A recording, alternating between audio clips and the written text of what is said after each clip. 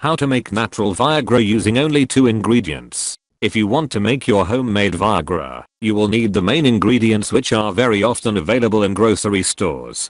These ingredients are very potent aphrodisiacs. Viagra is a powerful drug for men that is utilized to increase sexual function and performance. Not many people know the secret that it can also be made at home. Necessary ingredients for homemade Viagra: watermelon, lemon. Watermelon consists of different nutrients and has aphrodisiac properties, which includes citrulline and lycopene. You should not use sugar, salt, spices or any other flavors, which can reduce the power of the 2 main ingredients. You should cut the watermelon into small pieces and put the pieces into a juicer in order to obtain about 1 liter of watermelon juice. The white stuff inside the shell of watermelon is also very high in concentrated citrulline and should not be wasted and need to be juiced. Pour the juice into a pot. Leave it to boil for a few minutes, then squeeze the lemon juice into the pot. Mix it well with the boiling watermelon juice. You should continue boiling until most of the liquid evaporate and the content in the pot reduce to about half.